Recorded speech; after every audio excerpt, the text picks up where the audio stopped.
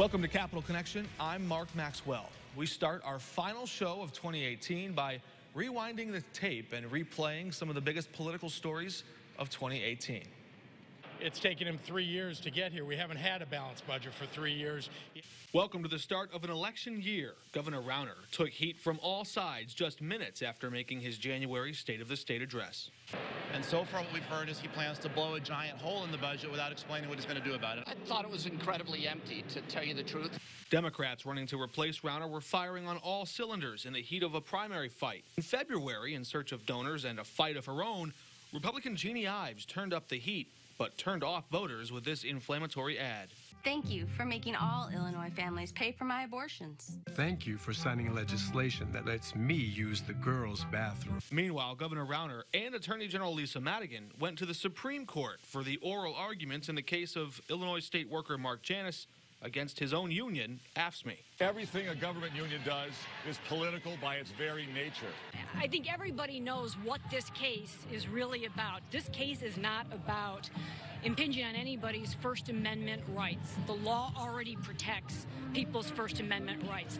This is a case where there are a small group of very well-funded right-wing extremists that want to eliminate unions throughout this country. Telling you about Kevin was the hardest thing I've ever done in my life. Then, campaign worker Elena Hampton filed a federal lawsuit against Speaker Michael Madigan's political operation. I deny that. Can you be more specific No. about your actions? So when were you making? What do you make of Elena's comment that this was preemptive, that your announcement the day after? I've already spoken to that. I said no. In the same month, leaked FBI wiretap calls revealed J.B. Pritzker disparaging black politicians in calls with former Governor Rod Blagojevich. Senate material in a way that Emil Jones isn't, if I may say. Okay. I don't know how to say it exactly, but Emil's a little more crass.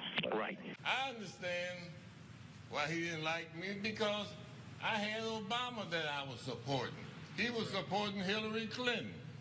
And I told him one day in the office downtown Chicago, we're going to kick your butt. The one that is least offensive and maybe gets you the most because it gets you that Secretary of State appointment is Jesse White. You can argue he's got a lot in common with Obama. He's black and white. How stupid is that? Then Governor Rauner made budget promises. We will be able to enact a nearly $1 billion tax cut and start rolling back the income tax rate. He even put them in a campaign ad, but they never came true. Lower taxes for job creators and $1 billion in tax relief for Illinois. In March, taxes would create a very different kind of headache for J.B. Pritzker. We're listing the underlying assets, every underlying asset. That, in fact, is how you determine if there are conflicts of interest. J.B. Pritzker has disqualified himself to be governor of the state of Illinois.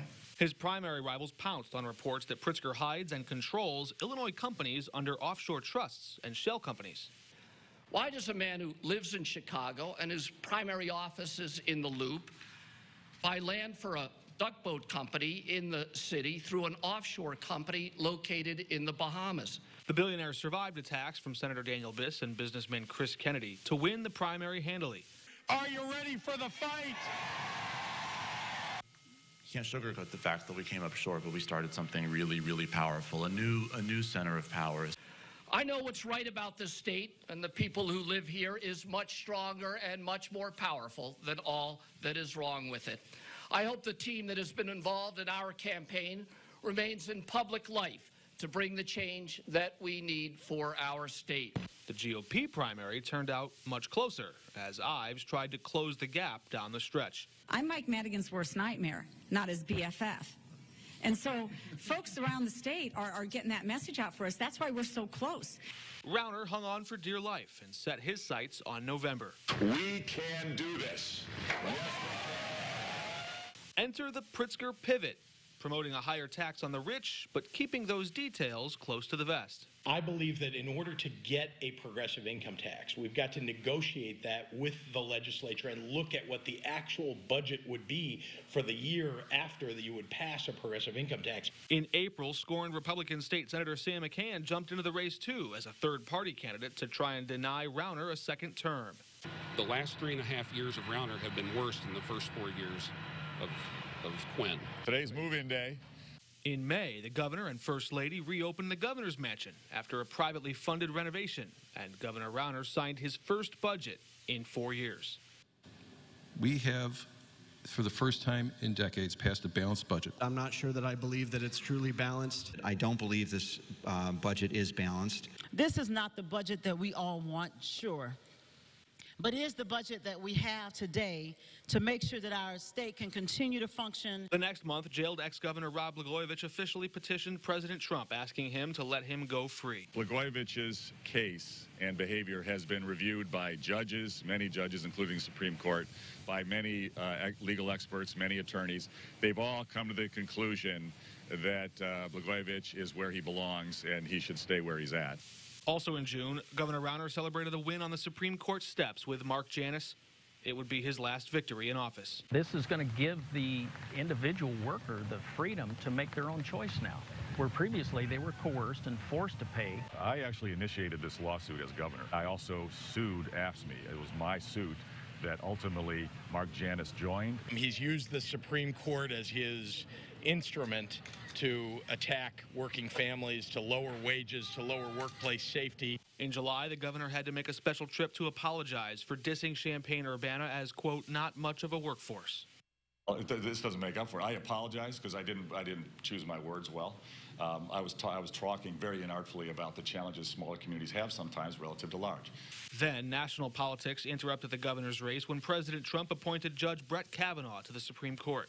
With the Supreme Court now on the verge of overturning Roe v. Wade, Bruce Rauner's refusal to sign this pledge by the deadline of June 22nd puts Governor Rauner squarely on the same page with Donald Trump in counting the hours until abortion becomes illegal in Illinois. I signed legislation here in the state of Illinois so that women's reproductive rights are protected regardless of what happens at the federal level. In August, the governor struggled to defend his record on Capital Connection. Was the budget battle worth it? Well, I tell you, my first 3.5 years so far in office. Rauner tried several times to change the subject and eventually circled back to blaming his arch-rival, Speaker Mike Madigan. They could have passed a budget at any time. The budget impasse, if you ask whether it's worth it, he wanted it, he caused it in order to force the income tax, and it eventually prevailed. But 1 month later, the governor had reassessed and for the first time accepted the blame of the budget battle. I believed a dramatic, aggressive approach could shock state government into shape and bring back Illinois. I know the budget impasse was painful. It kept me up at night, worrying about the disruption that many families experienced. All of us elected officials let you down in that struggle. I'm a better governor now than when I took office because I've learned. In the same month, a shocker from Chicago's City Hall, Mayor Rahm Emanuel announcing he would not seek re-election.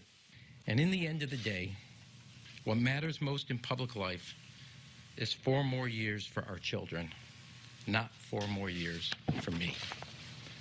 Emanuel's departure set off a scramble to replace him that could still yet alter the future of Springfield. I have not announced by any means that I'm running for mayor. I've done the complete opposite. I have said that I am fully focused on being controller. I'm Susana Mendoza, and yes, I'm running for mayor.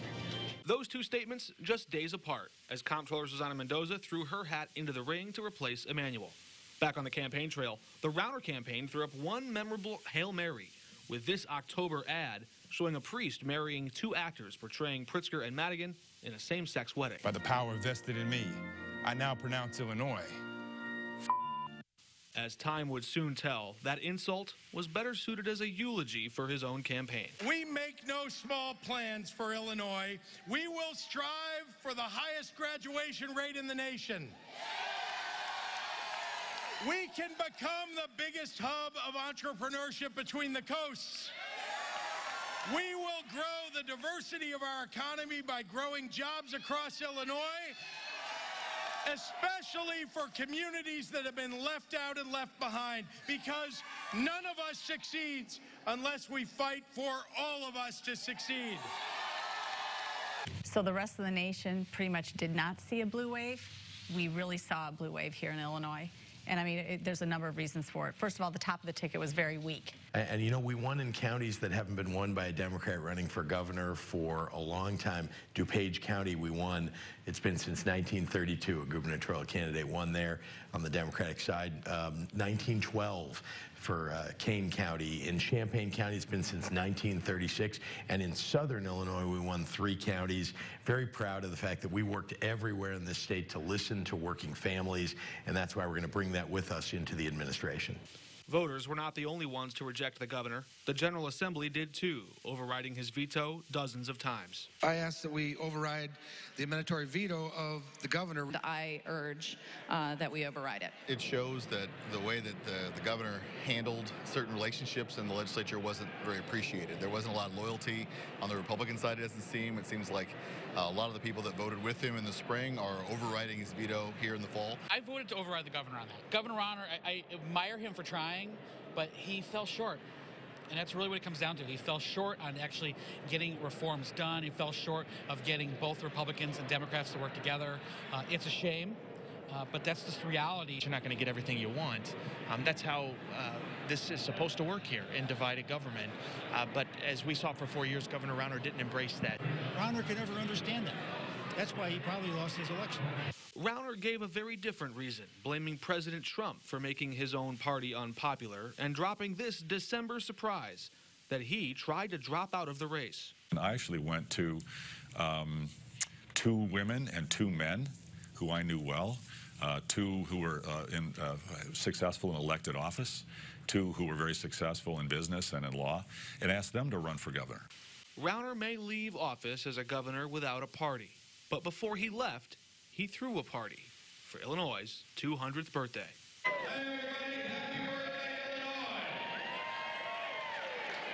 Happy birthday, Illinois.